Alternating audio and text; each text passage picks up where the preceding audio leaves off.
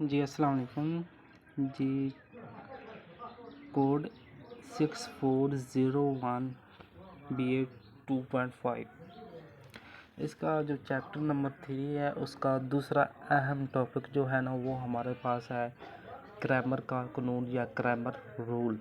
ये किस तरह मालूम करते हैं। हमारे पास एक कीमत दी गई होगी, जिस तरह इधर दी गई है 6x + 4y = 6, 2x - 2y = 11। ये हमारे पास एक वैल्यू दी गई है।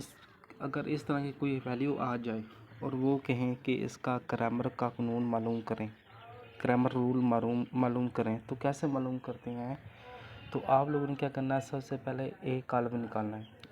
एक कॉलम कैसे निकालते हैं, जैसे कि जो भी होती है ना कीमत x और y के साथ होती है, वो हमारे पास एक कीमत होती है।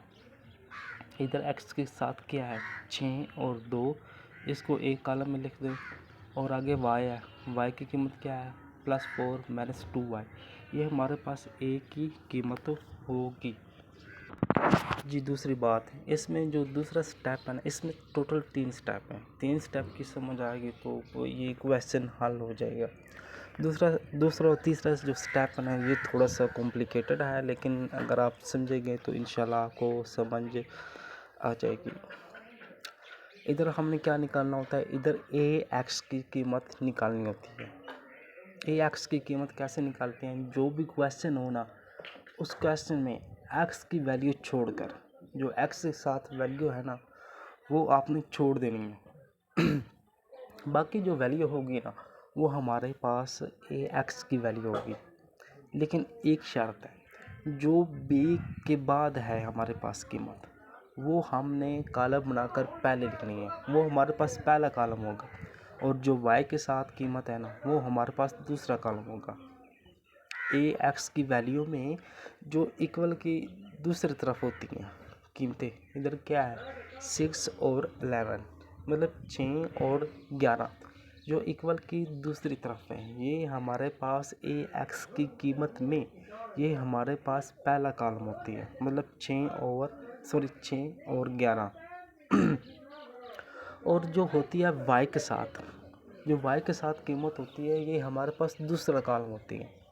कॉलम आपको पहले बताया है कि जो हमारे पास उफ़ की कतारें हैं, उफ़ की जो चीज़ होती है वो हमारे पास कॉलम होती है।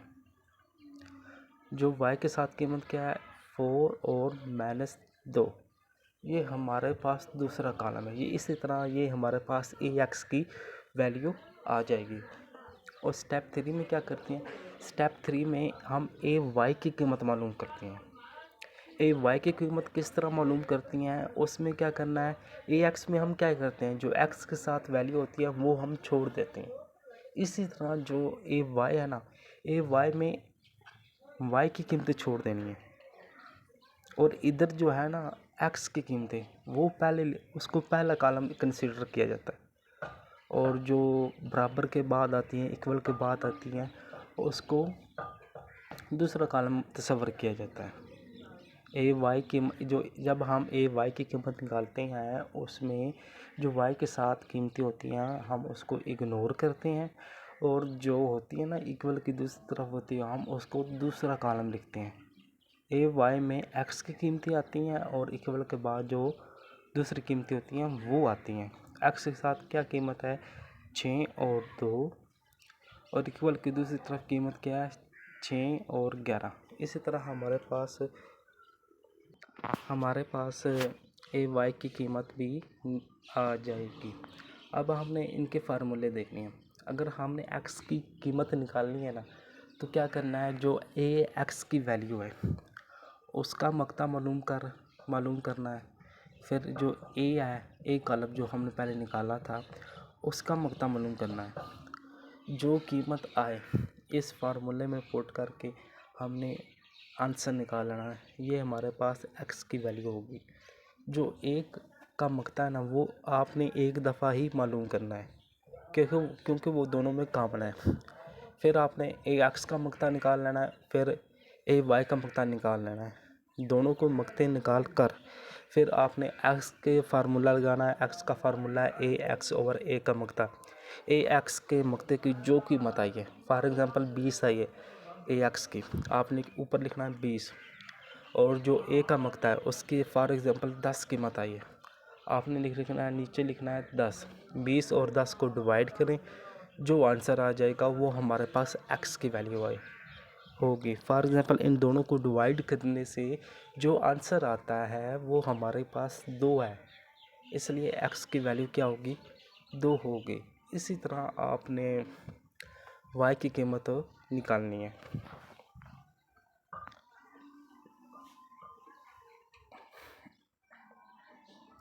ये मैंने निकाली हुई, आप देख लें एक बार इनको कि किस तरह निकालनी है।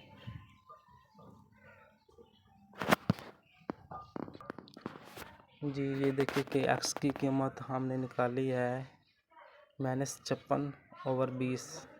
इनको डिवाइड करने से जो भी आंसर है। इसी तरह वाई में क्या है 54/20। इनको जो भी तकसीम करने से आंसर आ जाए वो हमारे पास वाई की वैल्यू होगी।